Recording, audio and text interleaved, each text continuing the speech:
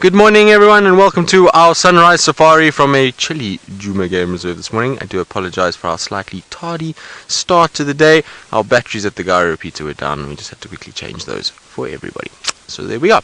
Well, my name is Tristan and on camera I have got Senzo once again. And we are live and interactive, which means hashtag Safari Live on Twitter or the YouTube chat should you want to get hold of us or want to get any questions through, or just say hello from wherever you are watching. Now the plan is this morning is just to slowly meander about. I'm actually not really sure where I want to go.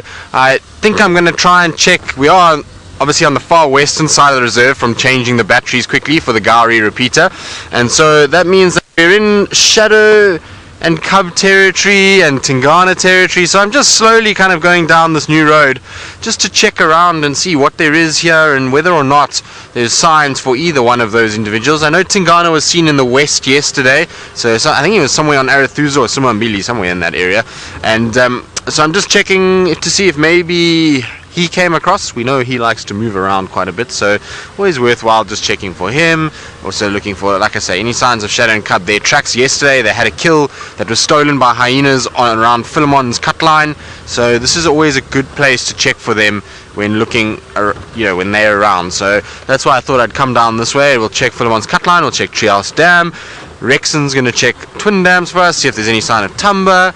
So that's the kind of plan. In terms of lions, I did find a male lion track early this morning already, but that went north towards the Buffelshoek boundary, so I think in all likelihood that lion is north already. They're not fresh tracks from this morning. They were tracks from sometime during the night when it was still quite windy, because they were very windswept, and there's a few of the Civets and Jenner tracks over the top of them, which generally means that that was early in the evening, so it must have come back fairly early after drive and then moved his way northwards, maybe up towards the Nkahuma Pride, which is somewhere in the north as well. They don't seem to have come back our side just yet. Yesterday they were in the Manyeleti, and so we'll just have to keep an ear out as to where they go. So that's lions wise. The Styx Pride, well, we don't know quite where they are. I did ask yesterday but nobody really knew, so maybe they'll pop in from the southern boundary, but I'm not 100% sure. And well, the dogs, they still on the Arathusa side as far as we know. Of course, they also can move big distances and could pop out anywhere as we're driving along as well. So that's the kind of plan for the morning. Given the weather and the cold overcastness and greyness, which I think will burn off, I don't think we're going to have it all day long, but I think given that to start, I think things like elephants and the likes are going to be a bit on the scarce side to start our morning, but we'll try, we'll see what we can get, and like I say, it's just going to be a little bit of a take it as it comes drive.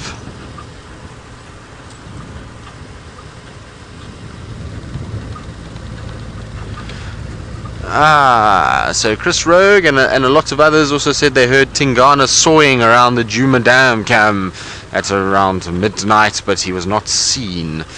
Ooh, that's typical Tingana, isn't it? He make a noise, walk past, and be vanished by an hour's time. He's a tough character to find, Tingana. He's not easy because of the distances he likes to walk. He's a leopard that is not shy of walking and making a lot of noise and then being gone in the space of about 2 minutes. So it'll be tough to find him. If he was around midnight, it's going to be tough, but we'll try. Let's have a look and see. Maybe we can pick up some tracks for him somewhere that will help us and indicate where he kind of went to or where he could have gone, and that maybe will be a big help. So thank you for that. So that's always nice when we get a little insider info from the dam cam, because, well, dam cam catches all kinds of interesting things coming past it, so it will be nice once the dam cam's sorted out. I know the guys are waiting for parts that they've ordered that have been on hold for very long, much like our earpieces that we're still waiting for. And sometimes these things happen where just parts don't arrive and shipments take forever to get here. So I know that it is still on its way, and it will be very nice once it's all sorted and we have a updated dam cam that will be able to have a lot better quality, particularly at night. Now our vulture nest looks like it has a vulture on it. Let me just check here quickly. Janine, Senzo is wearing socks, but the thickest, woolliest socks you can imagine, because he's cold this morning. So they're a drab brown color. Are they brown? They look like they might be brown.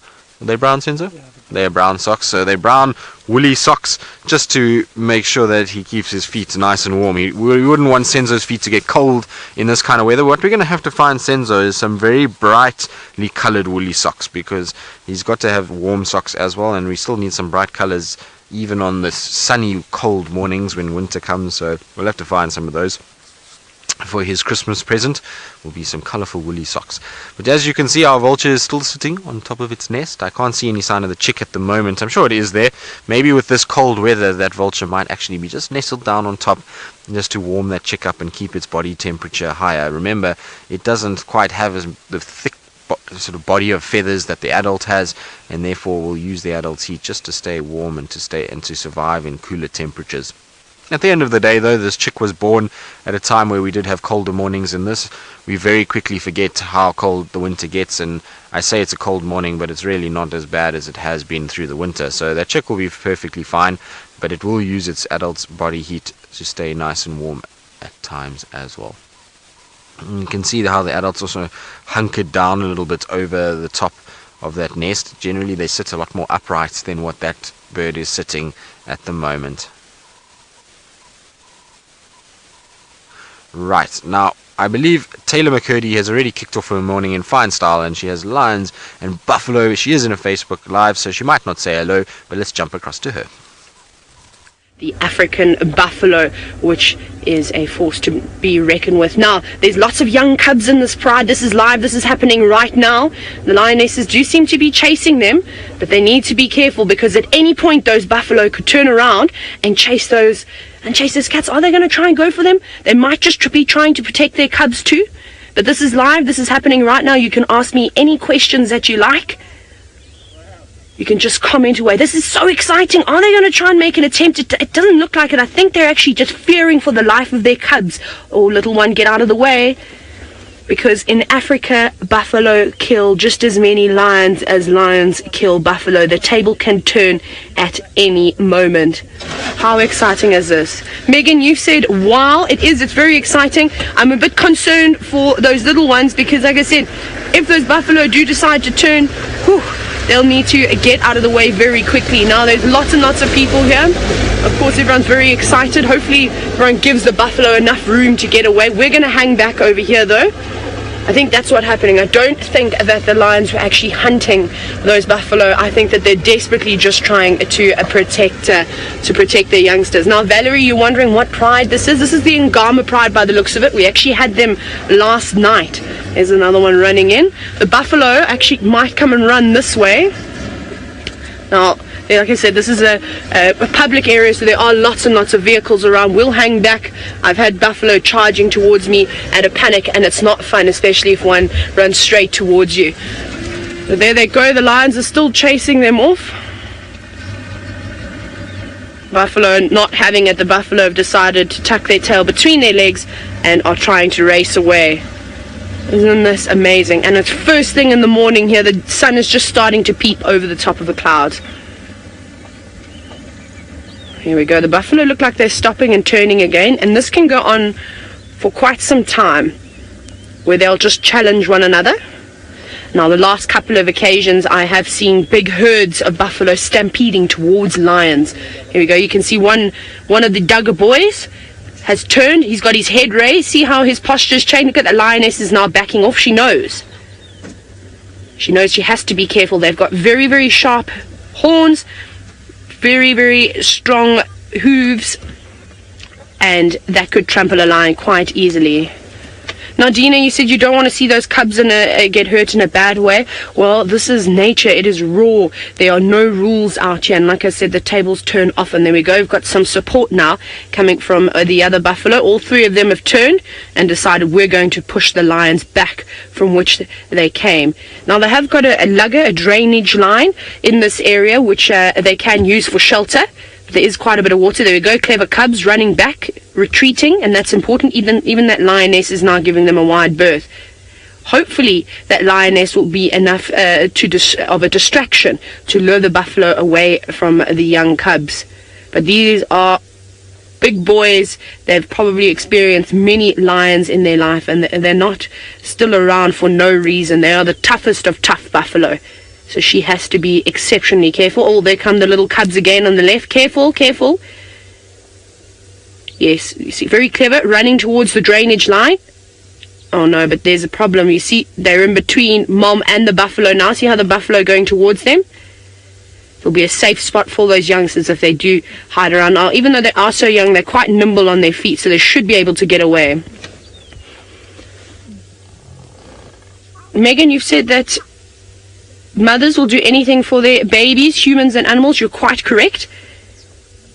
You might be able to hear the buffalo. They're starting to sort of snort. Now, these animals can weigh just shy of a ton, and a lioness only weighs about 150 kilograms. So there's a huge size difference. Look at this. They're not taking any of the lion's nonsense today. There is a lion behind them, though. Now, if one of these lionesses were to decide to pounce on the back of a buffalo, you'll probably find that the others will join in and actually try and chase the lions off again and try and protect them. There's a strong bond between buffalo, not just the big breeding herds, but between these groups of males as well. There's some youngsters hiding in the grass and some adults. Natalie, you're wondering if the adults are trying to lure them away. You know, they keep going down into a hunting posture. But I think it's just a bit of a game at the moment. Maybe they're going to try and separate one of the buffalo, and the others will chase the two away and give them an opportunity to catch it. Because like I said, if they catch one and these other two are still around, they're going to come back and they're going to try and rescue that buffalo. Buffalo are famous for rescue missions where they'll hear the distress call of another and they all turn and basically a wall of massive animals will come charging towards and actually push off the buffalo. That is the most beautiful shot, Craig. Just the morning light, lionesses walking towards the buffalo. This is so exciting. I'm sitting on the edge of my seat, firstly because are these lionesses going to supply a meal for their pride, or are the buffalo going to turn, and will the cubs be quick enough to get out of the feet if they do start charging towards them? But they're big animals. You can clearly see the size difference there. One lioness leading the little ones away. Roshni, you said that this sighting has got you sitting on the edge of your bed. Well, me too. I've got no more room to move around on my chair. It is unbelievable when things like this happen. And for us, we're really lucky because we spend so much time out and about with these animals. And to see things like this is actually not as common as what you think. The times that I've seen lions versus buffalo have been plenty, but I've also been working many years in the bush, and it's still an incredible sighting to see, especially when you've got the beautiful colors just behind all these animals. So things seem to be settling down for now. Two of the buffalo have turned and are moving away very slowly.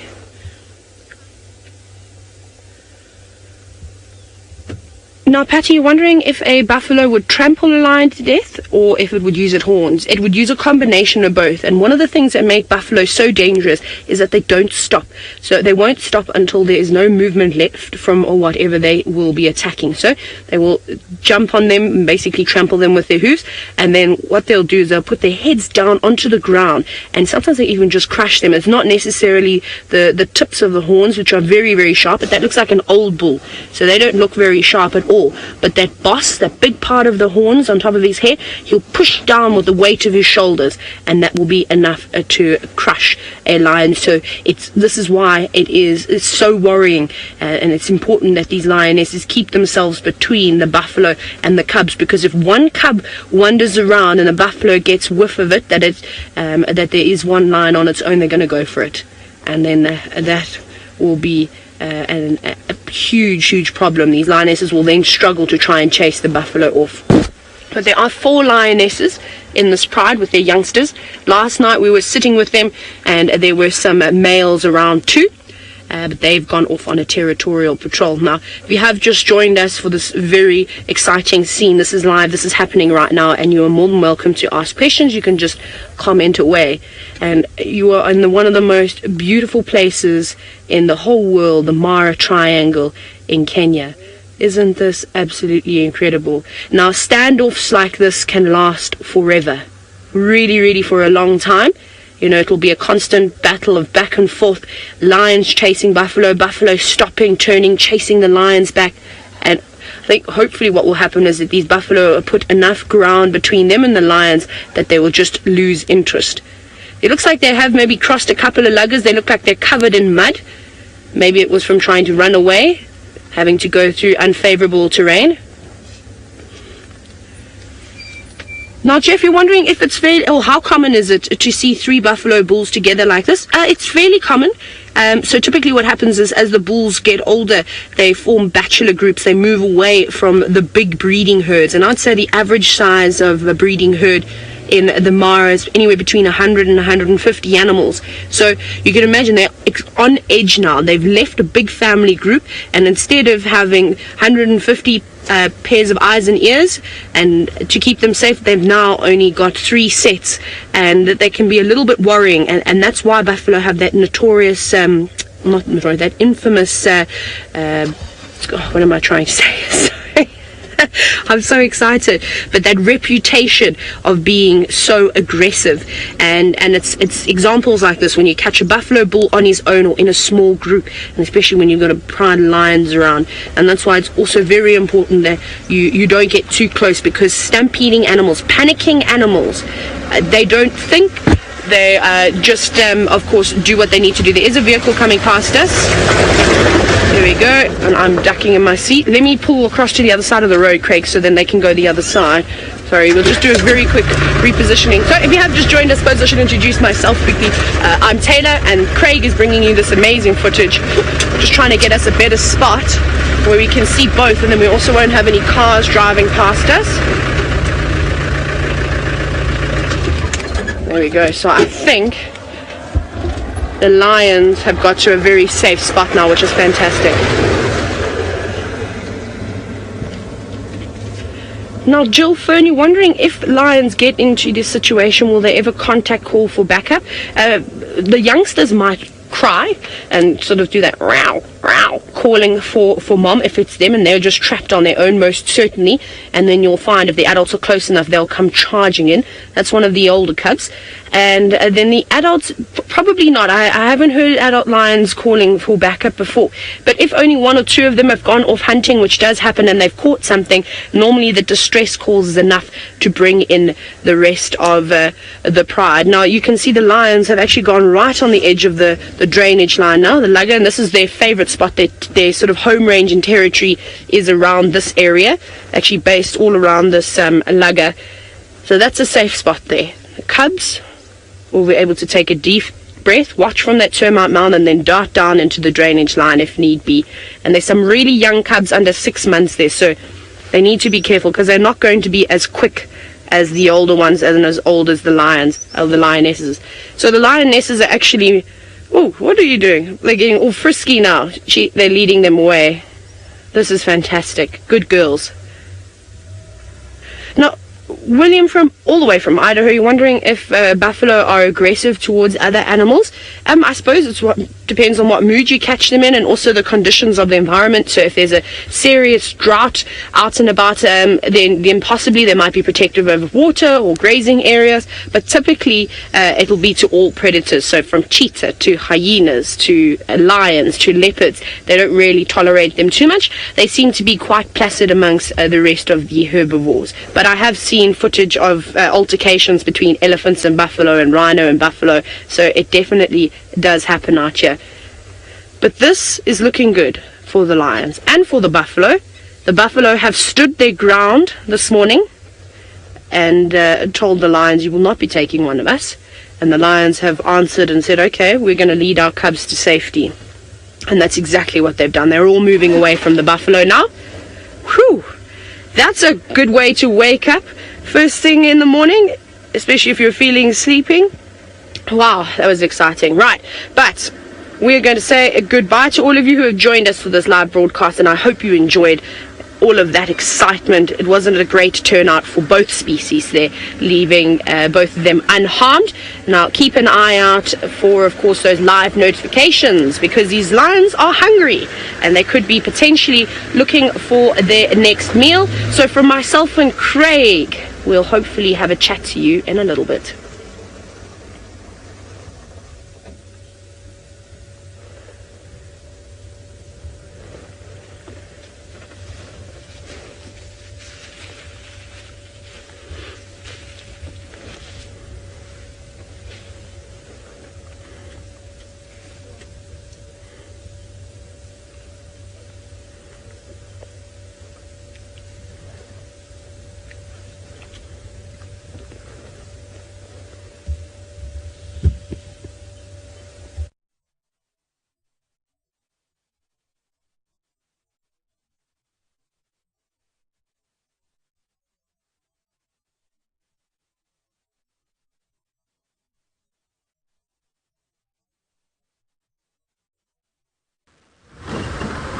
Unfortunately, Tayla seems to have lost her comms a little bit, and her gremlins are attacking, so unfortunately you're back with me. Well, fortunately or unfortunately, either way that you look at it. But what an exciting start to Tayla's day. Lions and buffalo, the eternal enemies. Although it seems like the lions there don't really go after the buffalo like ours do. Ours tend to see absolute bloodlust when they see buffalo around and just go crazy and try and chase them as much as possible. But the ones there seem to kind of mess around a little bit, try and hunt them, but nothing too major, not like what we see on this side of the world. Maybe it'll change once the migration moves out of the area and they kind of start to feed off other things. Then we might see a different side of those lions. That side. Either way, interesting start to the morning. Our morning so far has been very quiet. We haven't had any sign of anything. We went past Treehouse Dam. There's no tracks there for even a single animal that is fresh. We did see one zebra in the distance that was just slowly but surely walking away from us, which was a bit rude. And that's it. So now we're on the southern boundary, just checking slowly and seeing if anything has popped back in terms of the lions. Maybe some of the males might have come back. Now, Michael and Aegis, you're requesting Hyena Den. Well, I think that's starting to strongly look like a place we're going to head this morning. It's also, at least will be warmer there because it's freezing down on this side of the world going towards the Mulawati. It's getting colder as we approach it, so I don't think we're going to be spending too much time down here, and I strongly suggest that Hyena Den will be a good place to go and have a little look. Might actually be a bit cold for the little ones, especially if the wind starts to kick up. If the wind stays down, then nothing will be alright, but if the wind kicks up, I think the little ones maybe, just maybe, might not be out. But we'll still go and have a look anyway. It's worth a try, and we have two different dens at the end of the day, so we'll go look at Intima's den, we can go look at the Gwen's den and see who exactly is where and what's going on. So hopefully we will have some luck a little bit later with them. I'm just, like I say, meandering my way past Twin Dams just to check if there's any sign of anything coming northwards from Little Gowrie side. We know that the lions were actually not too far from Little Gowrie northern boundary. They were around Treehouse Dam, their Treehouse Dam, which is basically on the eastern side of the Mulawati, but straight south from Gowrie Main. It's not actually that far at all. It's probably, I would say, about 500 meters south of the boundary. So it's worthwhile just to come and have a little look up here. Maybe some of the Birminghams have decided to come over and come on to Djuma, and they do like Twin Dams from time to time. It's interesting, they don't sort of funnel past Twin Dams nearly as much as what we used to see from the Majingalans. The Majingalans, whenever they used to cross from Little Gowrie to Djuma, it was via this section here. So they used to come straight northwards and then they'd cross here. Matimbas also used to love crossing at Twin Dams, and so it's an interesting kind of change that the Birminghams don't seem to worry about it nearly as much. They like to kind of cross from Cheetah Cut Line or from Torchwood side, or even from Little Gowrie driveway up Shabamu. That seems to be their general kind of pattern as they go. Now I'm just having a look carefully here, because with the cooler weather you might find that if there is a cat around this general vicinity, that they'll be curled up in some grassy area that will just insulate a little bit better and be a bit warmer for them. I'm sure some of you are wondering about Tundi and whether she's around. Tundi, she's probably still on her kill. I heard last night that she was left going into that little drainage line. She came down the tree and then went into the drainage line, and where she was kind of curled up in a tight ball under a tree trying to stay away. So we'll try and come and have a look, but it seems as though there is a leopard right there. So I'm going to go around and just go and go around there. Now it seems as though, I think it might be Tumba, but we'll just go and have a look. I think it's a leopard. I can't see nicely. It's quite far off, but we'll go and have a look. If it is, it must be Tumba. General, this area is around here. I see Rexon's also coming down the road, and I know he was tracking a male leopard, so maybe he's already found it and then just went to go fetch his car. He said to me he was on foot, so I'm just going to go around and see what I can see. But it's all curled up. It is most definitely a leopard. All curled up, sitting in the kind of ditch, trying to get out of the cold. Shame. It looks very cold there. Most certainly a leopard. Now that I can see it properly. So there we go. Cat streak continues, and Twin Dams continues to produce for us. but it looks slightly bigger. I wonder if it's not Hosana. I think it's... So Lou, you say Hosana, and Megan says Tumba. Well, Lou, you win the prize today. It is Hosana by the looks of things. Yes, it is Hosana. It's not Tumba. It's not our little green-eyed boy. It's Hosana for sure. And he is as curled up as you can imagine. Now, I was saying just now that if there's cats around, that they're going to be tightly curled. And that is about as tightly curled up as you could imagine. So it is... looks most definitely like Hosana. When he had his eyes open, it looked like him anyway. But it's also, he's got a slightly bulkier, kind of wider face than what I see from Tumba. Tumba's almost in that adolescent phase where he's still filling out a bit, whereas Hosana's gone through that and is looking, well, a little bit more puffy than what Tumba does. But a few little cuts and scrapes on his nose. Where are those from? Those are quite new. I haven't seen those for a while. Well, did we have those on him last time? I can't even remember. I don't think so. Maybe he's been scratched by something. It almost looks like a thorn or something that's hit him in the nose there. They have healed up a little bit, so maybe it is him. But cold cat, that's for sure. He's probably like us, trying to make himself as small as possible and trying to keep as much body heat in as possible. You can see he's kind of got his head tucked all the way around, tail under the chin, foot all the way in, and it is one little ball of kitty. And it's why for a second I wasn't 100% sure if it was a leopard, because the way that he was rolled up, it didn't quite seem like it. And he's in like a little hollow where it's very cold. But that little ditch is like the perfect place. I'd imagine there's not too much wind that is actually coming over that little ditch, and so that's why he can sit in there and be a lot more warmer than he would be if he was slightly up and raised. But shame, that is one cold cat. Now, Tony, you say leopard whisperer strikes again. Well, like I say, I'm just lucky. It's just a leopard sitting at a dam, and we've driven up, and there it is. There's really not very much skill involved in this, but it's an area that seems to be very popular with Hosana at the moment. He absolutely loves twin dams for some reason. I'm sure it's because of the amount of food items that come down here. Also, it's dry, and we know that our cats need water, and so it's a great place for him to get water. And Tingana's not really been spending much time here, so, well, why not?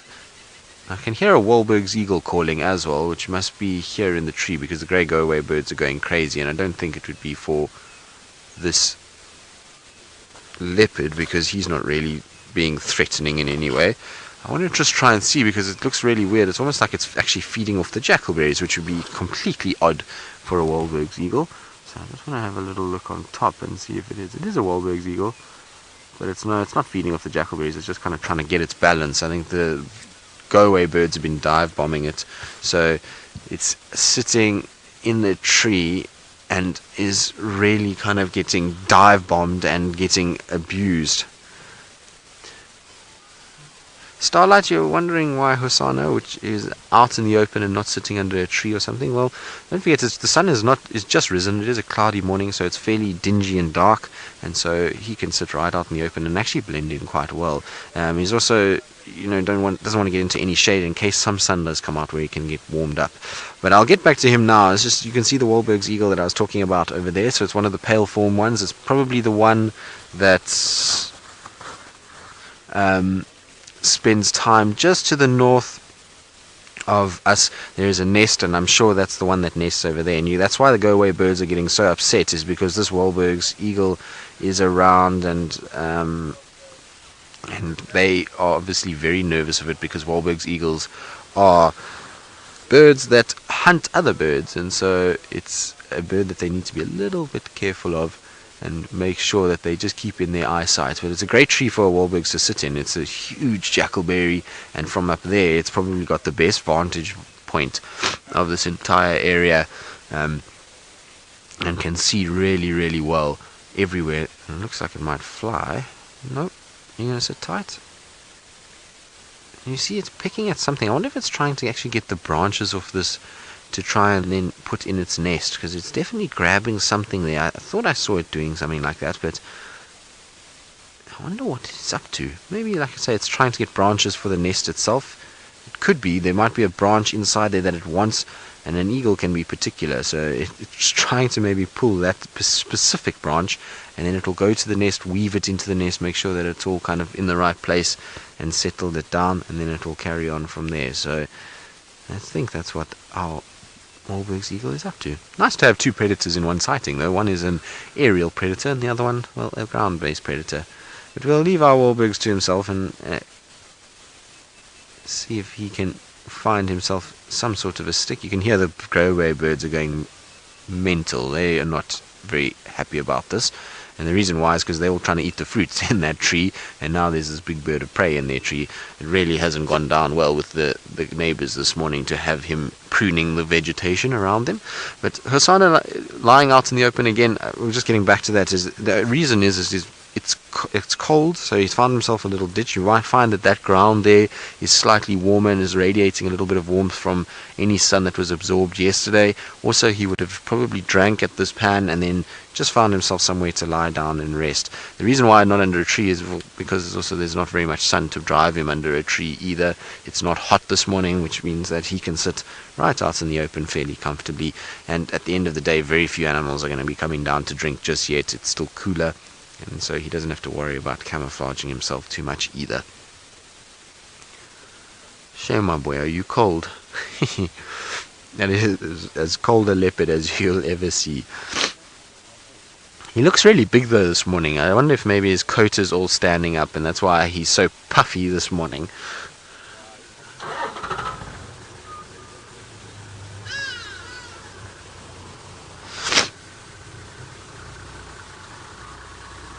One Real Human, you're asking what is the current temperature and at what temperature would Hosana start to feel cold? Well, the current temperature is about 17 degrees. I think it's 68 Fahrenheit. I might have got that wrong, but somewhere around there. But it's not so much the sort of temperature, it's the wind chill that we've got today. So we've got a bit of a wind that's blowing and it's a bit chilly in that regard.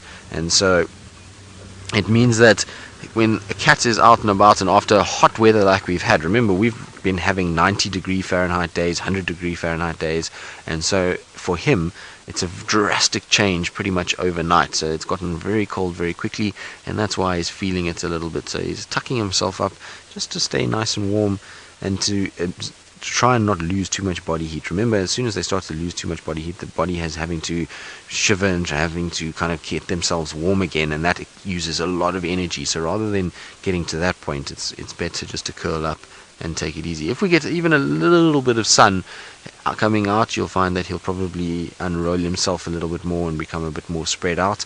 But it's just because there is no sun, there is no way that he can get any other warmth other than just trying to curl up and giving himself using his own body heat to heat himself up basically in this tight ball. It's like us, when we get really cold, you kind of tuck your hands in and you try and get yourself as hunched over as possible and keep your body really kind of tightly bound, just trying to keep your body heat in. And it's the same thing for him.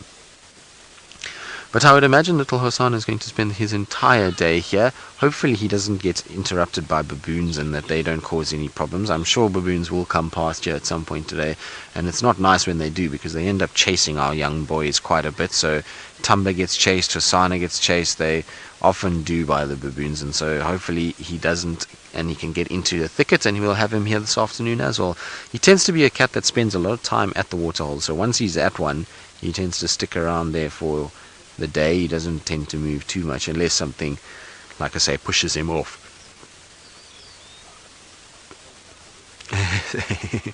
So he's woken up because of the parrots that were making a bit of noise, and also the go-away birds. He might think maybe there's another predator on its way because the go-away birds are going so crazy and alarm calling, even though it's for an eagle. He's not going to be 100% sure.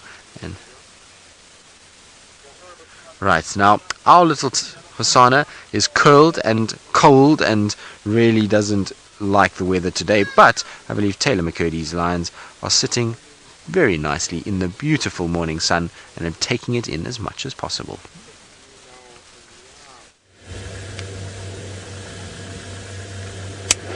Good Good morning again, everybody. Sorry, my audio seemed to have disappeared. It must have been unusual to see my lips moving and then unfortunately not hearing the sound of my voice booming over your TV or your computer screen. But I'll introduce myself again. My name is Tayla, and bringing you the most magical footage today is Craig, and we're off to an exceptionally good start, don't you think? Seeing the Angama Pride have a standoff with a buffalo. Now this is live, this is happening right now in the Mara Triangle, so if you do have any questions for us, you can either hashtag Safari Live on Twitter, or you can comment. No, you can't comment. Yeah, you can comment on the YouTube chat. That's exactly what you will do. We're surrounded by lions this morning, with lions on termite mounds, lions laying next to the car. But I don't know if they're going to stay here for too much longer. They seem to be on the move again. So last night we spent a little bit of time with them. They roared a total of 6 times while we were with them. It was honestly fantastic. So I got my lion roar fix, which was really amazing because it had honestly been such a long time. And they didn't catch anything because they look a lot thinner than they did last night. The little ones don't have their big bulging bellies anymore. So hopefully some unsuspecting zebra, or perhaps just one buffalo on its own, is going to come wandering through this area. And it's good hunting ground here for the lions.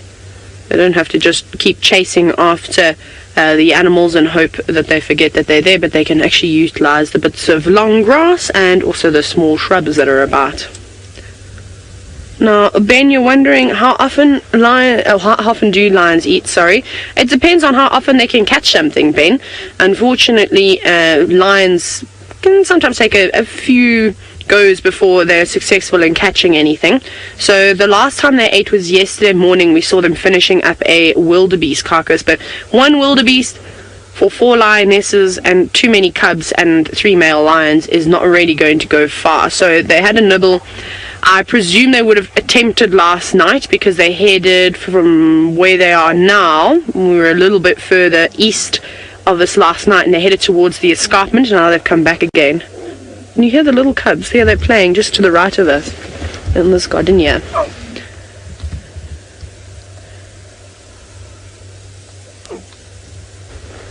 Who are you looking for? Sorry.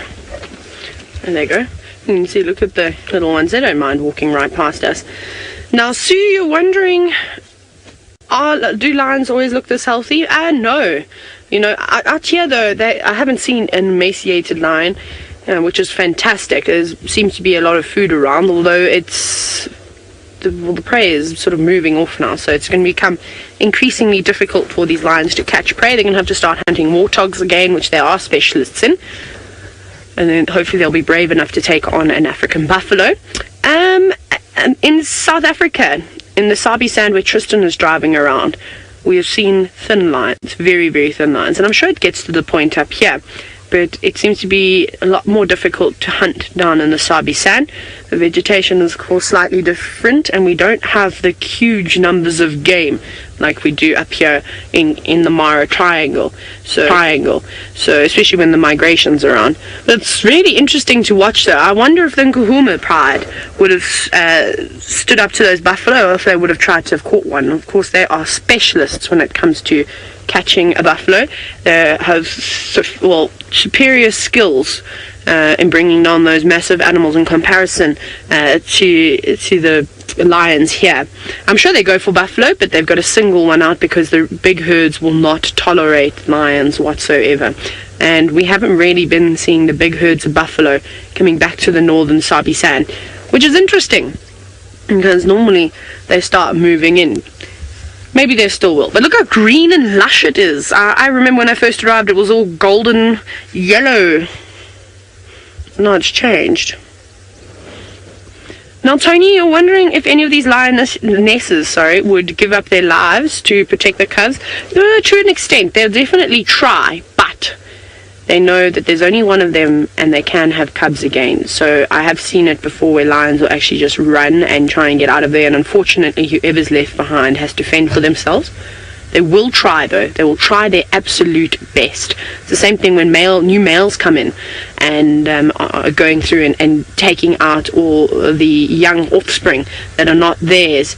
Those lionesses will try their best. They will fight. They will scrap with the males. but a male lion is much bigger than a female, and in the end he will kill her if she is reluctant to allow them to kill the cubs. It's very, very sad, but it is just one of those things. And females that don't want to mate with male lions, again, what's the point of having them around? This is the attitude of the male lions. You're not going to provide me with any offspring, so there's no point in you living. And they kill lots and lots of females. Then they go walking into the thicker stuff. Now, maybe they're going to rest. I'm hoping not, though. I'm really hoping that this is just a start. It's not too hot yet. It's still nice and cool. But there isn't much prey around in the area. Everything seems to have moved off. Last night there was a massive herd of buffalo around here. Maybe that's what they were chasing, and that's why they ended up moving towards the forest, is because they were heading in that direction. Bless you! The lion had a sneeze. Where are you going to go? This is one of the older cubs.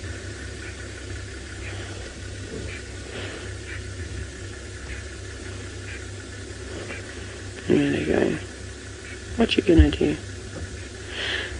So Tony Two Shoes, you're wondering at what age can a lion produce his first proper roar? Well, last night was very funny, Tony, because the little ones were trying, but it just sounded more like "Row, row," as the adults were roaring. So I reckon by the time they get to about 2 years old, they'll definitely have found their voice. Might be a little bit scratchy, but it'll just they'll just keep improving from there. But they will try, especially when the whole pride is roaring in chorus. You'll see those little ones at about 1.5 years trying their absolute best, and it's not a proper roar, but sounds do come out. But they'll get there eventually. So you can just see the tips of ears sticking out above the trees. That looks like one of the adults. So let's take it back to when I first arrived in the Mara, which was about 3 weeks ago. Do you remember the first sighting I had was actually with the Angama Pride, and it was incredible because, no, it was the first morning drive I did. I started in the afternoon, and was the next day, and we were watching them stalk wildebeest and zebra, and they were so close. It was so exciting. Are those zebra? They've seen our camp zebra. Craig, they're walking down the escarpment. Don't you dare go and eat our camp zebra. That's our security detail. Sorry. So basically I've completely forgot why I was telling you. Oh well, okay, it'll come back to me. I do this often. I get too excited and get too distracted. I completely forget what I was talking about. So they've got their ears pricked, so hopefully they're going to head in that direction, and we can also off-road them. Right, we'll stick with these lions for a bit longer. I'll try and remember what story I was about to tell you. That might take a while. Brent, however, has been out for the whole night. He must be ready to come home soon. Let's go see where he is.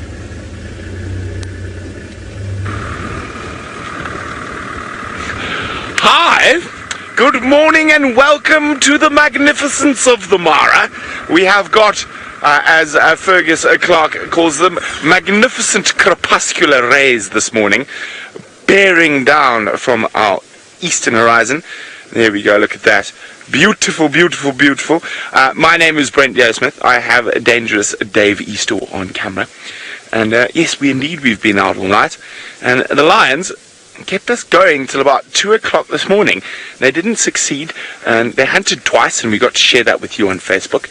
But then they just walked around aimlessly and kept us awake till about 2, and then they disappeared and went to sleep in a lugger, and we moved off a little bit, and we actually slept under a tree very similar to that one in the distance there. We slept under a Balanites tree for about an hour and a half or 2 hours, and we got moving again at about 4, and we've been trying to crack the mystery of where the 5 musketeer boys have gone. No one seems to know. They have vanished, but we're hoping that we might get lucky there. So what we've decided to do is head into an area that neither Dave or I have ever been. So that area is where Dave was showing you there, up that area, up across the main road between Talek and Kikarok, and we're going to head in there. So it is going to be a bit of a long day for us. I think by the time all's said and done, we're only going to get back to camp at about 2 o'clock this afternoon, because we've got a long drive through the reserve to get home. But it's an adventure. My name is Brent Smith, in case you are wondering. I said that! I know I've been up all night! Oh Oh dear, hashtag Safari Live if you want to get hold of us and send us any question. So we're going to be looking for one spotted cat. Tristan has already found another. Let's go see the Prince of Djuma, Hosana. Well, he's decided to wake up a little bit. We've had some yawning, we've got a bit of grooming going on, so I think he might start actually getting going. I don't think he's going to stay down for too much longer. Well, I'm hoping not anyway. I'm hoping we're going to start seeing him waking up. There's been a few birds that have come over and caused a bit of a stir, so there's some hardy-dars and grey go-away birds and Egyptian geese, and all of that has caused him to wake up a little bit, and it's almost like he's decided, well, if the birds are going to keep going, I'm just going to decide to wake up and sort myself out. And you can see lots of little bits of debris on his coat, and that's probably from where he's been lying down and sleeping for the last little bit, and that's what he's trying to get off. He's trying to get rid of all of those. There's also any little parasites that he might be on his coat. You see how he's nibbling away there, so it could be a little tick that's stuck in between the fur that he's just opening his mouth and just slowly nibbling and pulling up and trying to get rid of all of those little parasites that are stuck in that area. So always good to get the coat nice and clean. Of course, there also could be little burrs that are in his coat as well. It's not the right time of year for burrs, but sometimes they will find them.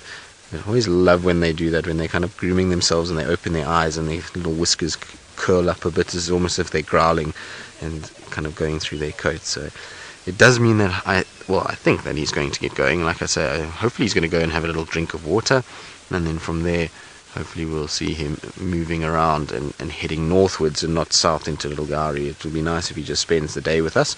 It would be very nice if we had him this evening, because hopefully we're going to see a little change in the weather, a bit of sun to come out, and then it will make life a lot better in the afternoon. And maybe we'll get a repeat performance of what we've seen from him at Twin Dams and at Treehouse Dam in the past.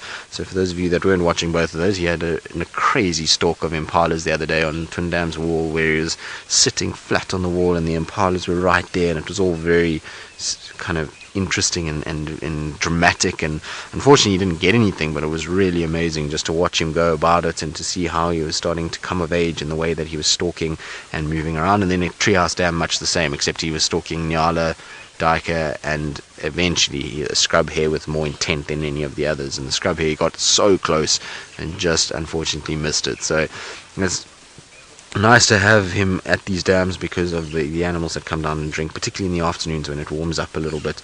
Then it's much better, and you find that he can be real value at that time of the day because of these animals and the way that he's stalking pretty much everything that comes past. But interestingly enough, since we've seen him at Treehouse Dam, which was, 2 days ago? Yes, 2 days ago, 2 nights ago, he was skinnier than what he is now. So he's found himself something to eat. He's not exactly fat and full, but you can see his tummy is not sucked in around the hip area. That's quite flat there. When a leopard is very, very thin, and when they're hungry, that area will sink in and the hip is quite exposed. And so he's still round and still full. So I think he's keeping himself really well fed with things like scrub hares and probably the odd francolin or guinea fowl here and there. And he's obviously found a technique to get scrub hares, and it seems as though Tumba's taking after him as well, because we know Tumba was eating a scrub hare yesterday, or day before should I say. And so the boys have figured out that they can still sustain themselves on that, and at their size a scrub hare is a really good meal. Rebecca, you're asking if he keeps us up, how much bigger will he get? Well, the leopards in this particular vicinity generally are quite big, so we'll find a situation where he'll probably grow. I would say now he weighs about 60, maybe 65 kilograms. So what's that in pounds? About 150 pounds at the most. And as an adult big male leopard, he'll probably weigh anywhere between 80 and 100 kilograms. So he's still going to put on a lot of size. So he'll go over 200 pounds if he becomes a really big individual. And you can see already around his chest area, his neck, he's starting to get much wider than even what Tumba is at the moment. So Tumba and him are the same height, and Tumba's not too much smaller, but he's getting a lot wider around those areas. Oh, big yawn as well. And so it's interesting to kind of see the differences between him and Tumba, and to see how they're growing. But as an adult male leopard, around anywhere between 80 and 100 kilograms would be the sort of average, although 100 kilograms would be really on the upper end. That's talking Anderson size and Imbavala size, and a male from the south. Those are really, really big individuals and just push those envelopes. So whether or not he's going to get that big, I don't know, but he definitely will be probably well over 80-85 kilograms, and is going to be a big cat when he gets a little bit older. So it's going to take a while for him to get there, but he will eventually get into that sort of size range. And remember that they only reach fully grown at around 5 years. That's kind of when they sort of the bone structure starts settling down, and then after that they do bulk up in terms of them getting a bigger dewlap and that kind of thing. But the dewlap doesn't add too much weight to their sort of body. It's more in those formative years that they get the actual size, and then the head gets a little bit bigger and the dewlap gets a bit bigger, but it's not adding huge amounts of weight to their situation. So you hopefully will be able to monitor him and see where he goes, but I would imagine he's going to be around sort of 80-85. I think that's where he's going to end up. Could be wrong completely, and he could just have a growth spurt and become absolutely monstrous, or he could be on the smaller side of things and stay around the 80 kilogram mark. This of course doesn't mean that he won't be able to be successful. Size is not always the thing. I remember Lemula, who was a male leopard that we saw in the south, and who Hosana reminds me a lot of. He has a very similar eye color to what Lemula had, and just a very similar kind of look about him. And Lemula was just south of us and used to hang around Hofmans and northern side of Malamala and Londolozi, and he was actually not a very big leopard. If you saw him in comparison to Mvula and Tingana and Anderson, he was a smaller individual, and like I say, around the sort of 80 kilogram, 160, 170 pound mark, and yet he was very successful. He controlled a big area, and that's because he had a lot of fight in him. He was quite an aggressive male towards other leopards and used to push them out very quickly, and so he managed to make up for his size by being a lot more aggressive and a lot more sort of confrontational about the way he did things. Unfortunately, he just disappeared.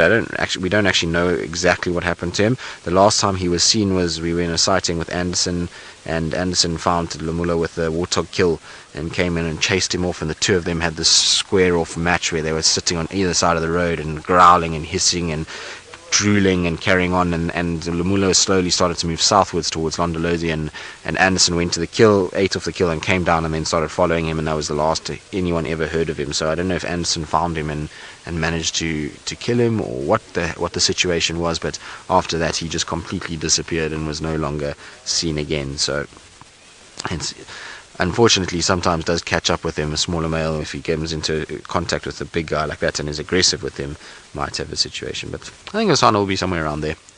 Either way, he's going to be a beautiful male wherever he ends up. He's got beautiful markings, beautiful eyes, and he's already quite a heavy set leopard. I don't think he's going to be a tall leopard, but he's going to definitely be quite a heavy set individual, much like Mvula was. Mvula is definitely not the tallest, but he's quite a wide individual and is imposing in his sort of bulk rather than his height. There's a beautiful look at his coat pattern. Michael, you're wondering what causes a dewlap to form. Well, it's just age, really. I mean, if you think of people, your face and your skin starts to sag a little bit. So, you kind of, even in older men, you'll start to find that there is a sagging of the chin area, and almost as though, men start to get a little bit of a dewlap forming. And so it's the same thing with them. It's just as they get older, so the skin starts to sag around the neck and pull down a lot more. It's probably, you'll find an indication in particularly leopard that, much like the mane growing much larger, is that dewlap shows that he is a dominant older individual, and that's basically how the females can select between a male that maybe is not as experienced, or a more dominant male that is an individual that they want to actually mate with. So it's probably that, or how it actually forms, I'm not 100% sure. There must be some sort of response from the body and some growth hormones that happen and that send it into that particular area of the body, and then the skin starts to stretch and grow in that particular section. But it's not from a stretching process, so it's not like their neck stretches from overeating or anything like that. That's the stomach area. So you'll find on male lions and leopards and even females, they end up, when they're not full, having a kind of belly that's got stretched skin on it, and that's from them overeating. In leopards, the throat area can't be stuffed with food. It's not like they have a crop like a bird, and so it's just the way the body grows and how their hormones and things send growth hormones to different parts of their body, and that dewlap then starts to form. It's interesting. It's a funny way of doing things. It's, I suppose, very similar, like I say, to the mane of a lion in the leopard world, is that the bigger the dewlap, it's almost like the bigger the mane. definitely does make them more intimidating. You look at somebody like Tingana, his dewlap is very intimidating, that's for sure. There's some serious yoga that you're pulling off there, Hosana. Imagine being able to put your leg over the back of your head by your shoulders, and pretty crazy way of doing things.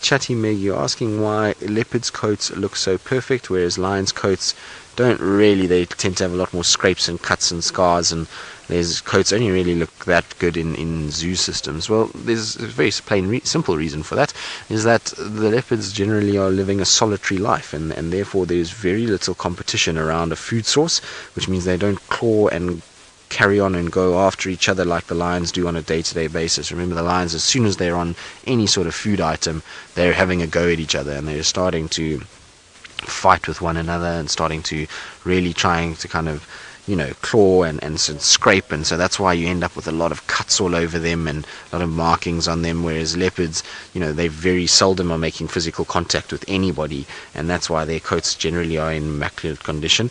I also find that leopards tend to spend a lot more time grooming themselves. They tend to almost keep themselves a lot cleaner than what the lions do. The lions do groom themselves, but leopards tend to take pride in it and will do it for long periods. We saw Tamba the other morning, and now even Hosana. And Hosana's been grooming now for the last 15-20 minutes, hasn't stopped grooming, and he's been kind of getting every little part of him and making sure his coat is in as good a condition as possible. So, you know, they just spend a lot more time doing it, and at the end of the day also, like I say, they're not fighting amongst each other and carcasses and having to try and share food. It's time to even groom the tail. I always love with a cat when they are grooming is, you know, they stop grooming for a second, and then all of a sudden it's as though they can't not groom themselves. They have to rush to groom the tail, even though the tail's not going anywhere. He has to rush and try and groom it as quick as possible. Right, now Hosana is slowly starting to wake up. He's slowly starting to look around, and I think he is going to get up at some point, and hopefully it is to head further northwards. But while we watch him finish off his grooming and doing his best swimsuit model pose, let's go to Tayla McCurdy, who's, I believe, got an endangered bird with something in its mouth. Now we have got, well, most of your favorite bird. Let me try that again. That did not come out how I wanted it to. Goodness gracious. We have the southern ground hornbill here. Let's just start with that then. And it is holding something between its very powerful beak. Now, we haven't quite worked out exactly what that is. I'm even trying to look with my binoculars as well as look on the monitor. But just stand still for 2 seconds. Maybe some of you can take a screenshot. That might be easier when it pops up again, and then zoom into your screenshot and you can help me identify it. It's very difficult when it is on the move like that. Let's see, it should come back around. There we go. Is it a beetle? I think I can see a wing. Maybe it will help now. Very interesting. And now Craig was saying he's never seen a hornbill carry something like that around before feeding on it. That's interesting. Yeah, normally they'll just eat it on the go. Oh, never mind. Maybe we won't ever know what it was now, because it's going to be on the inside of that bird's stomach. Well, okay. Well, that was really cool. Yeah, it carried it for quite some time as well. Interesting. And it's all on its own. I can't see any more around it, which I find particularly unusual, because we know that they're quite gregarious and they live in small family groups. Where is your family? Have you just gone out on a morning stroll all by yourself? Is everybody having a lie-in, seeing as though it is Sunday morning here in Africa? That's probably the case. And off it goes. That's quite nice. So if you did manage to figure out what it popped into its belly, hashtag Safari Life, let me know, please. I'm quite interested to know what it was. But we're going to carry on from our hornbill. So we've left our lions as well. They moved into those sort of dense, small tall shrubs, and we couldn't see them anymore. I thought they were going to go across to our zebra, but they didn't. So I remembered my story that I was trying to tell you. The camp zebra distracted me. It was basically to do with the reedbuck. And what I was saying is, if you go back to the first Facebook Live that I did with the Angama Pride, they were stalking the wildebeest and the zebra, and they were so close, and we thought that they were going to go. And then remember, we saw that flash of that tan color come across the screen, and I think the wildebeest and the zebra thought it was a lion. The lions didn't know what it was. Quite funny. And it was the reedbuck. And I'm sure it's the same reedbuck that's living in that area. And we actually saw it running around. It was whistling, alarming. That's their alarm call that they make, the high-pitched whistle. And that's what I was going to tell you about. So I thought maybe they were going to go after that as well, take revenge. Anyways, Tristan is in the sands, of course, as you know. I wonder what it's looking like, if it's dry and brown. He's got Hosana, and I'm sure you're dying to get back to him. Well, Taylor, I can tell you it is dry. You will know very well what the sands looks like at this time of the year, although last year it was a lot drier than what we're seeing now even. But it is dry, it is very barren at the moment. We have had a bit of sprinkling of rain every now and then, and it's helping spruce up a little bit, but it really is still drab and brown and barren.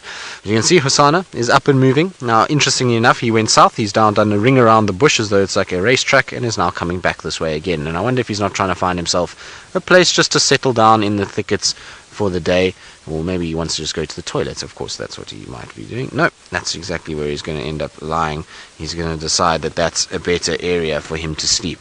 So I'm just going to reposition myself slightly so that we can see him in a slightly better way, because where he's lying now is not fantastic at this stage. So I just want to try and move just a little bit. So if we go somewhere in this direction, Senzo, should be a lot better. Hopefully, at least. Anyway, hopefully we're not going to get stuck in the mud. Are we going to get stuck in the mud? No, we're not going to get stuck in the mud. Of course not. There we go.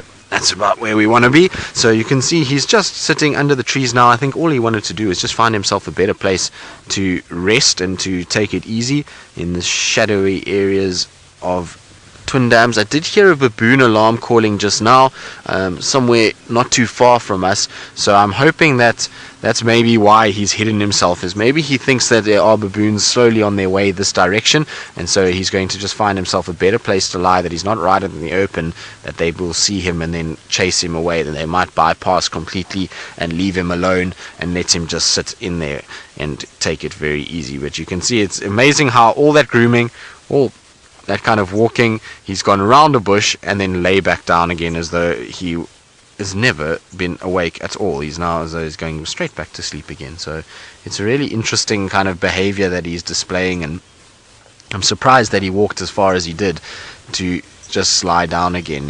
You know, he would have thought that he would have gone somewhere a little bit further than that, but like I say, maybe he just heard the baboons and decided, no, better for him to actually try and hide out than to be in the open.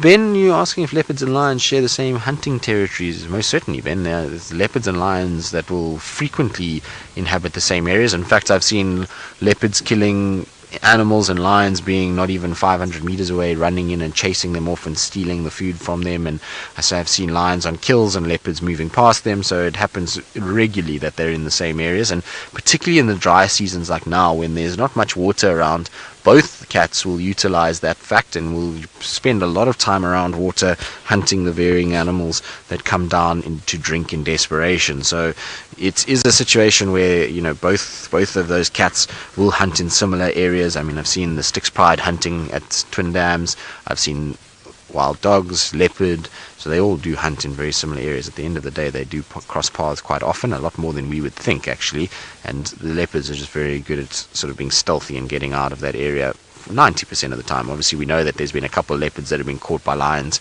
in the Sabi sands in the last 2 years, unfortunately, and it does happen. But those are generally when they're on carcasses and they're not really paying attention. They're busy kind of eating and feeding, and there's, you know, a bit of noise from them feeding, and then the kind of, you know, lions rush in and grab them before they know what's going on. So it's a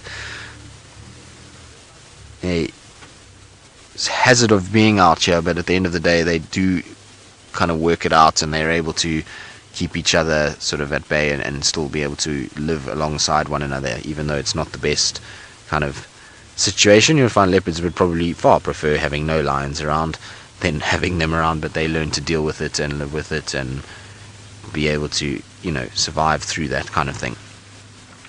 Hosana, is this where you're going to sleep for the day, my boy? I think it looks like it. I think he has decided that's it. I've had enough. I'm going to relax here and take it very easy.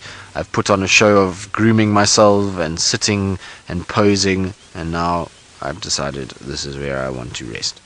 Although I think as the morning goes on, if it does start to heat up a little bit, we might see him move a little bit more, so we will spend a little bit longer here. Again, there are a lot of vehicles that do want to come this way, unfortunately, so we will have to probably make space at some point.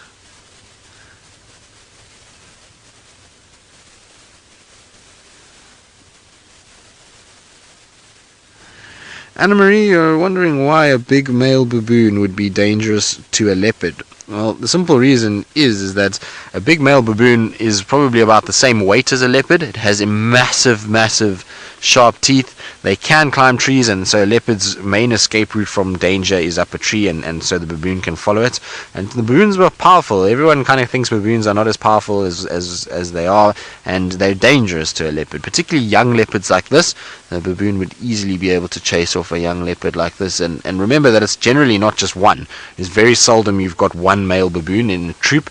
In troops of baboons, you'll often have 3-4 big males, and they'll all chase after that leopard at once. It's basically like gang warfare. They just kind of come in as en masse and try and chase that poor leopard, and so at the end of the day, it's just very dangerous to try and tangle with with a baboon. They could get serious injury.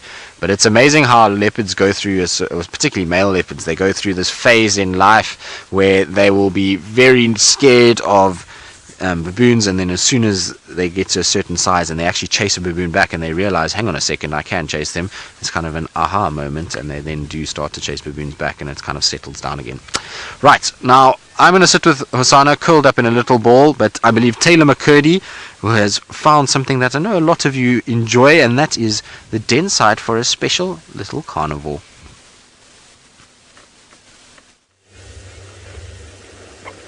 Oh, I bet you can all guess as to what we're trying to show you, but unfortunately our little jackal pups have decided that they don't like us anymore and have gone back into their den.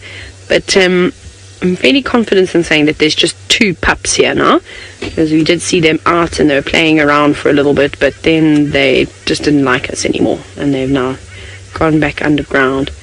Oh, that was so sad, but at least Craig and I got to see them very quickly, so I can confirm that they are healthy. They looked healthy. They looked fine.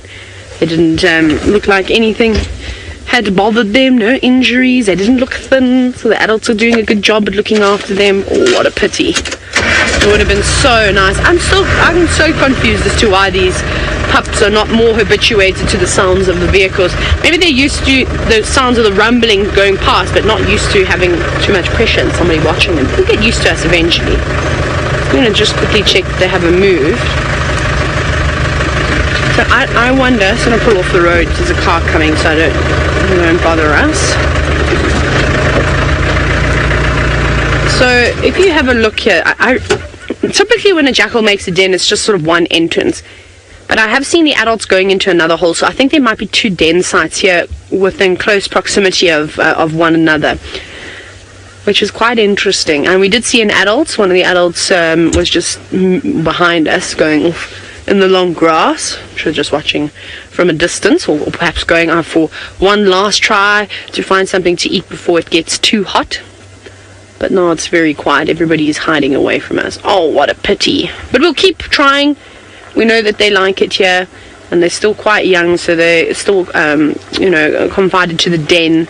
And I reckon we've maybe got a couple more weeks, maybe another 2 or 3 weeks or so of potentially getting opportunities to view these youngsters, and then they'll probably carry on and go out with the adults in hope to, well, learn how to forage. But for now, they are a little bit nervous and they're just going to keep tucked away, which is fine. That's okay too.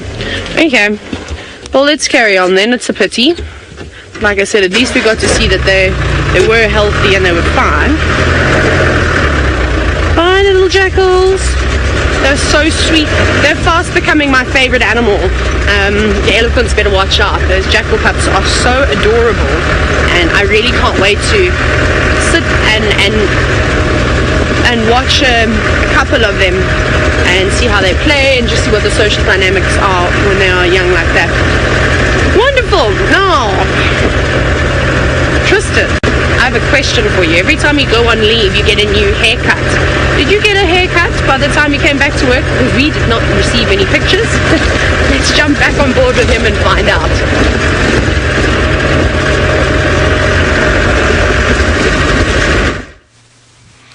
Taylor, that is a really odd question given that I've been back for the better part of 2.5 weeks.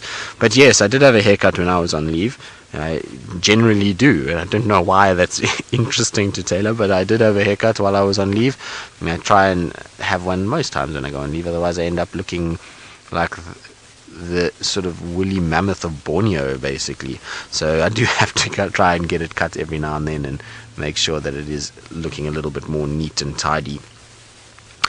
But Taylor is very spoilt with her jackal pup dens, or jackal dens. I've seen now that she's found a number of them, and it's been really cool to see that there are dens around. I wish we had some jackal dens here. It's been a while since I've actually seen a jackal, and it would be nice to have them, let alone their den sites, to be honest. Although we can't complain. We do have a lot of other things that keep us busy, from the wild dogs to leopards to, you know, the various other animals that we see out here. So it's not all that bad, and we have really nice hyena dens as well that we will head to a little bit later, especially if Hosana is going to carry on the way he is now and sleep and curl up into a tight ball like he is at the moment. You can see he's just really not interested. There are some baboons alarm calling to my south, so inside Little Gowrie, which I highly doubt can see him, given that I can't see the baboons, and the baboons would have to be up in a tree somewhere in Little Gowrie to be able to spot him. So I wonder if there isn't something going on there, and I believe there was also some baboons alarm calling around the dam cam, so I wonder if maybe Tingana's not hanging around that side. Oh, so Lou heard baboons, squirrels and go-away birds all alarm calling around camp. Well, then I'm sure there is something going on there. I know that there was also monkeys alarm calling north of me, so I think there's Tumba must be somewhere around his usual spots on Chelapan, because that's where the monkeys were alarm calling.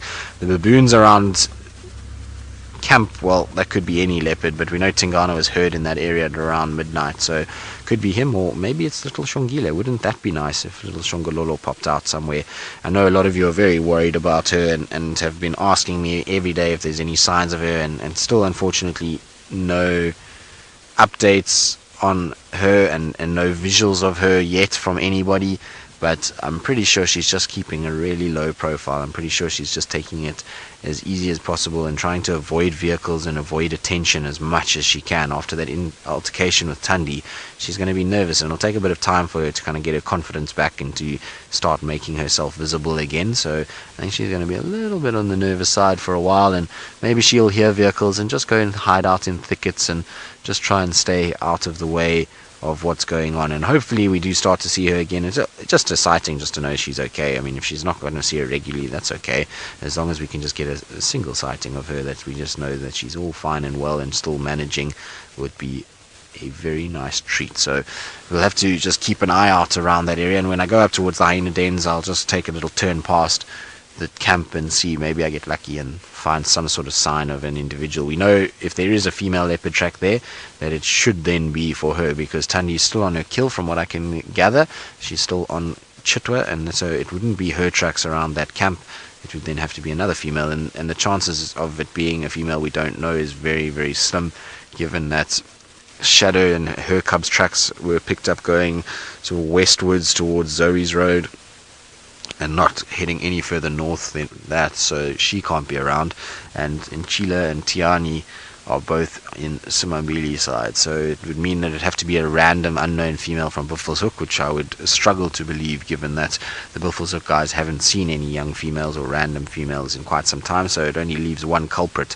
which would then be Shongile if there's a female track there. So hopefully we do find a female track. I would be very excited if we do. It would mean that she would be around, and maybe we can then employ, or deploy should I say, Herbie's services and get him out there this afternoon and see if we can't track her down and find her. That will be the ideal situation that will happen if we don't find her ourselves. Because I think Hosana, unfortunately, is going to be a curled up ball of spots for the majority of this cool overcast day. I think we'll find him pretty much in a similar situation this afternoon, unless of course something comes here and chases him, but I'm pretty sure that's where he's going to end up, and that's where he's going to lie and spend his time resting for the day. You can see he's not really interested in much. Even a vehicle that pulled in, he kind of opened his eyes a little bit, but he's not really actually very awake anymore. He's back to sleep and taking it as easy as he can, really. And hopefully he'll get some sort of sign of something coming down at some point.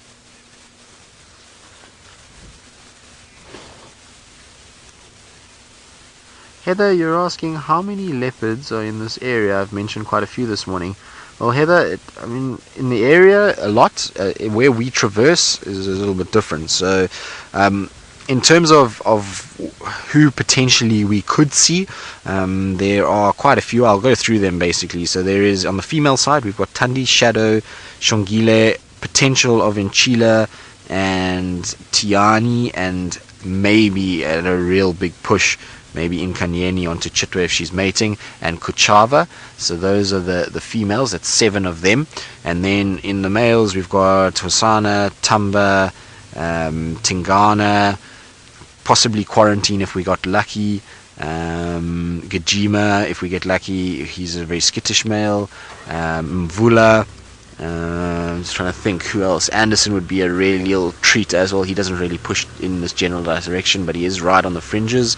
And then there's this unknown male in Buffelshoek that theoretically we could maybe see, and then another unknown male that was seen on Simamili recently that also could theoretically be seen in this area, but he's a little bit more skittish apparently as well. So I mean, that takes our tally way up into sort of the high teens, and that is a lot of leopards in this very small area. We're talking about an area of 1,200 hectares. That's only 2,500 acres at most, and that's really a lot of leopards for a very small section. So, you know, we're very spoilt in that we have good habitat and good terrain for leopard. We've got, you know, the Mulawati drainage, which forms a fantastic area for females to den, and there's a lot of prey species in that area. And then we've got water points that the leopards can hang around in, like Treehouse Dam and Twin Dams and Gari Dam. So we're very spoilt in that we have really good areas for leopard, and we have a number of individuals around. Now hopefully the females that I mentioned just now, none of those females currently have very young cubs. So Shadow's the only one that really actually has a cub currently. She's got obviously her small one that there was tracks of that cub with her, so that's really good news that the cub is alive. It seems to be doing well. Shadow obviously made a kill yesterday, so her injury seems to be coming right.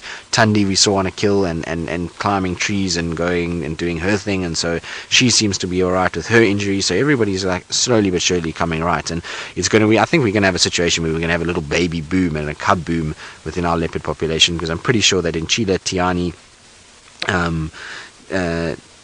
Tandi will all have cubs, and Inkanyeni will all have cubs at a similar time. So there's going to be lots of little ones running around, I'm pretty sure about it. And then hopefully after that we'll see Shadow starting to breed, and maybe even then Shongile in some time after that. So there's a lot of potential for a lot more leopards to be born into the system. Of course, we'll also maybe lose Hosana and Tamba as well as young males. They might distribute out, but we're going to probably leave Hosana to himself and carry on our morning's missions. And while we do that, I believe Tayla McCurdy, I think, is staring at a new McCurdy herdie, although it will be difficult to keep track of them in the Mara. How great is this scene of zebra using, well, one of the signboards that direct you to the camps, and also to tell you that you cannot off-road on the other side of that sign as a scratching post. You got to do what you got to do to reach a niche, and that's obviously be quite nice. It's concrete as well, so that must be very nice to sort of scratch on. No, I'm just looking around me because I can hear the impala starting to alarm, and the buffalo have all got their heads raised, so I wonder who's moving about in the area. But the zebras seem to be quite relaxed. If there was potentially a predator around, I don't think that they'd be worried about an itchy bottom or an itchy armpit.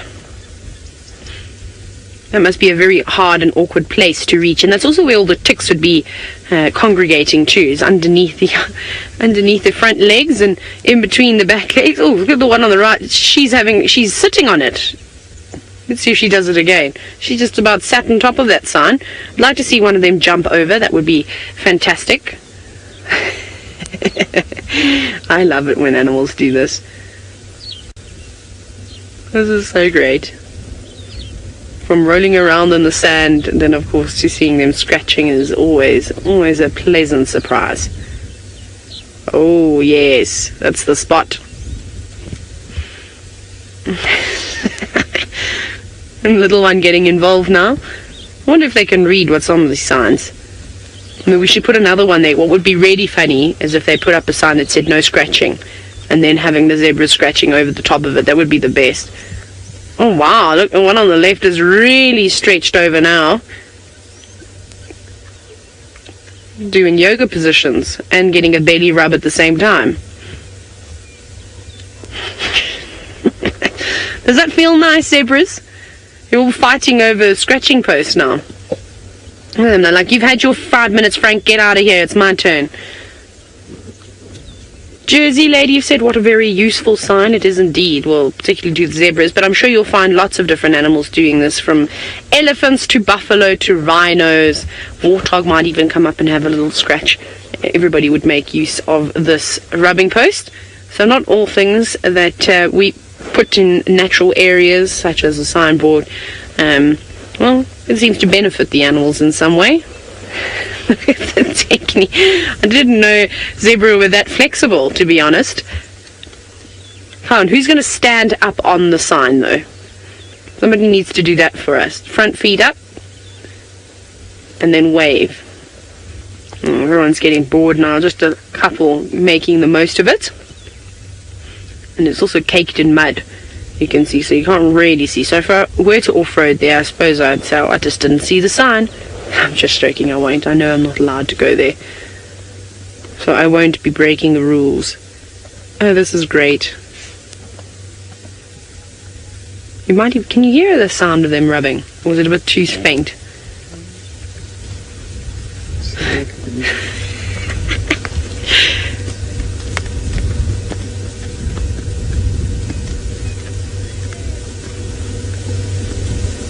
Very, very soft, but you can hear that sort of rubbing sound against the concrete.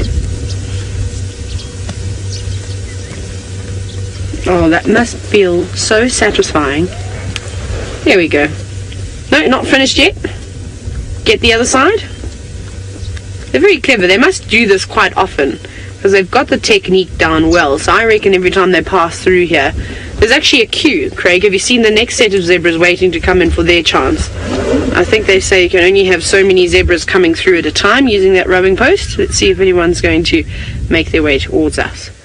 No, that's the rolling section apparently. So you roll first, you get covered in dust, and then you make your way to the signs. You have a scratch, and then I think you're allowed to pass, and you're allowed to carry on and go and graze and make your way toward the river and perhaps have a drink down there too. But they're very slow. I mean, they haven't been given the go-ahead yet to make all to come on through. Oh, it looks like we've got these little canaries down here. Look at all of these yellow things. And of course, as I said, that I pointed at them and they flew away. I think they were little canaries of some sort. They were lovely, vibrant yellow and green. And I think they were coming down to have a drink. Wait, are they coming back? Oh, here they are. They're actually down on front in the mud wallow again. Hopefully, I'm not going to...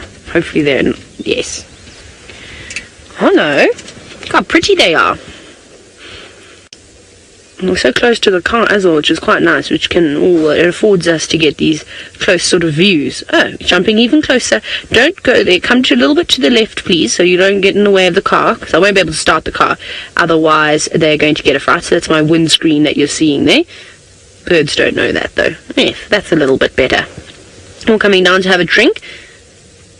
And I suppose it's better to come down in a group rather than just on your own, because there'll be many of you to keep an eye out. But they're very nervous around water, as they should be. Okay, there's many cars coming through. Oh, hang on. I'm just deciding. There's more zebras coming this way. No, they're not going to stay on the road. They're going to be herded off to the side. So we'll keep going. I think what I would like to do this morning, Craig, maybe you agree with me, maybe you don't. Feel free to express yay or nay. So what we're going to do is we're going to head towards the river, and I want to go and just check a couple of the crossings, have a quick look around, see if there's anything interesting happening down that way. Maybe we see some jackals, maybe we see the musketeer lions. Who knows what is around the bend. Right, so we'll head on towards that direction then. Brent is driving around. I wonder if he's had any action this morning. Shall we go and ask him?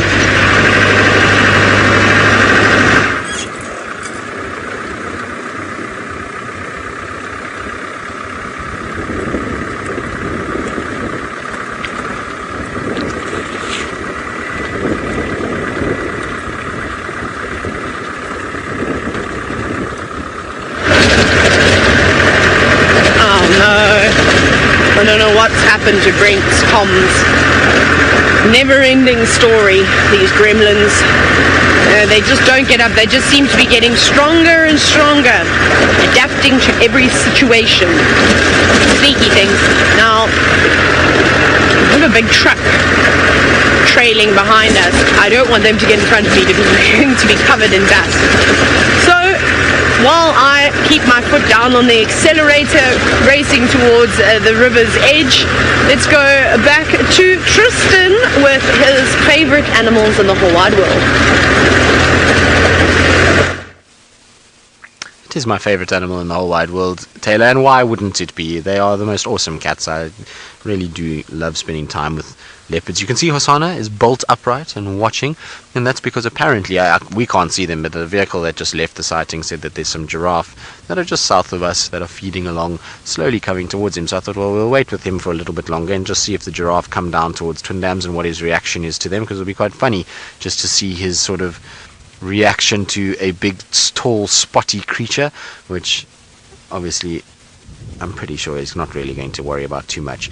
So it'll just be kind of funny to watch, because often leopards are completely curious with giraffe. They don't really know what to make of them, and even if they are adults, they're not food items. They're too big to be hunted as an adult, so you find that they just stare at them sometimes, and it's quite funny just to watch the whole process take place. So I'm hoping that the giraffe do come. If they don't come in the next little bit, then we will carry on and probably move off and leave Hosana to nap, like I was saying earlier. But he every now and then is just popping his head up and watching apparently what is giraffe south of us. It's amazing how he's able to pick them up, but we can't see an absolute thing here. He must be able to hear them more than anything else. Our ears aren't strong enough for that, but it was as soon as the vehicle called it in, he was popping his head up and kind of watching down towards that area.